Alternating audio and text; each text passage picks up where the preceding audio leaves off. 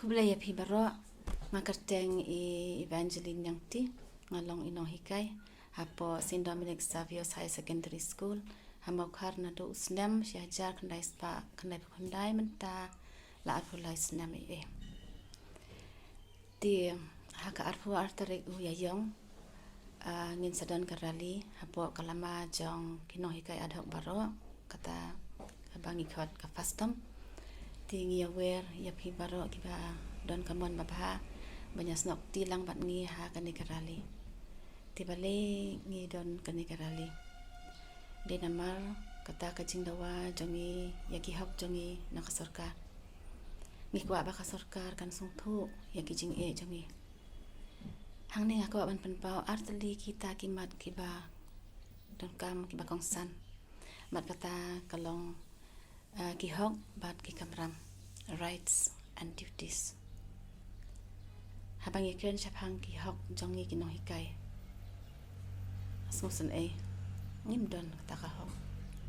wala kataro ni pendap ya laki kamram pindah keli na kikena ikin kubur bang hile ni pendap ya kita kikamram jongi kum kinong hikay tibale ngi dawaya kata kahok pan penengkong mga la arfulay snam kidon kibala arfusan snam kibala san lay post snam kibala trong thanrung ngimdon kata kaching sngo shinga ngimdon kata kaching sngo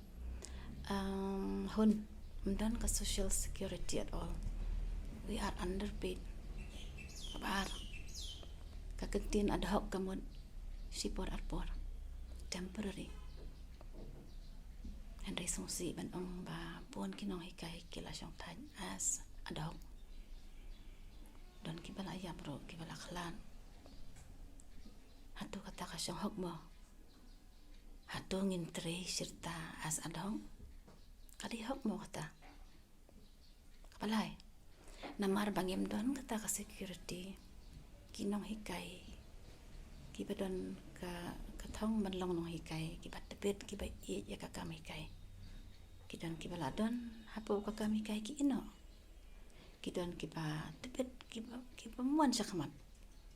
tingi do ya kita kinong hikay kiba don kajing ya kakam hikay kiba tepet kan ni kakata ya kalawe kakata ya kajait benrio namar ngimyo ya kiba tepet